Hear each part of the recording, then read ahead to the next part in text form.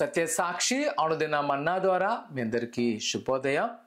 నేటి యొక్క వాగ్దానము ఇర్మియా గ్రంథము 1వ అధ్యాయం 19వ వచనం.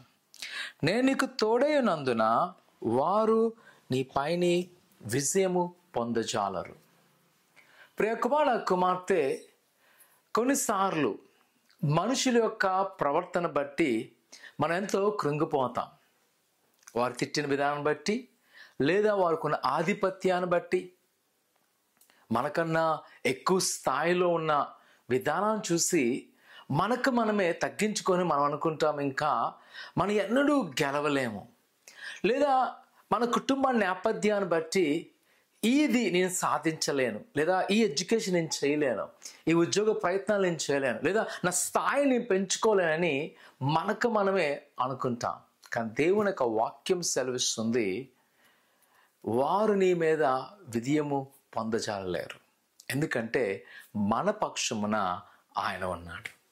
ప్రభువైన యేసుక్రీస్తు నీ వెనుక ఉన్నాడు. నా ప్రసంగమా, నీ ముందు నడుస్తున్నాడు ఆయన. నీలో ఉన్నవాడు ఈ లోకములో ఉన్నవాని కంటే గొప్పవాడు. ఈ విశ్వాసము మనం కలిగి ఉండాలి. మనం నమ్మవలసింది నిజమే. మన జ్ఞానాన్ని బట్టి, మన కుటుంబ నేపథ్యాన్ని బట్టి, మనకున్న అవసరం బట్టి, లేదా మనకున్న వనరులను బట్టి మనం గెలవలేం. కానీ నజరైన యేసు క్రీస్తు వలన మనము విజయం పొందగలం. ఉదయకాల సమయంలో వాగ్దానం నేను ప్రోత్సహిస్తున్నాను. ప్రియకుమార కుమార్తె, విజయము నీ ముందున్నది. నువ్వే విజయం పంచేవాడుగా పంచే దానం ఉండబోతున్నావు. ప్రభు నేను అట్టుగా మలుస్తున్నాడు.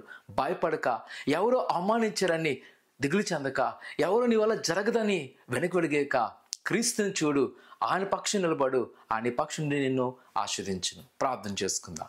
పరిశుద్ధుడా ఘనమైన దేవా, నీ కొన్నాళ్ళు అయినా నీ కృపలో బలపరచండి, నీ దీవెనాన్ని ఆశీర్వదించండి. ఇదిగో నీ బిడ్డలను మమ్మల్ని జ్ఞాపకం చేసుకొని ఇంకా ప్రతి బిడ్డలను మీరు ఆశీర్వదింపచేసి ఫలింపచేయండి.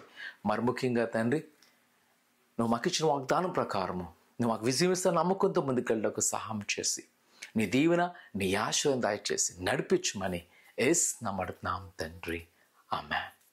భయపడద్దు, ప్రభువుని యేసుకు నమ్మకించండి, ఆయన మీకు విజయం ఇచ్చును గాక. ఆమేన్.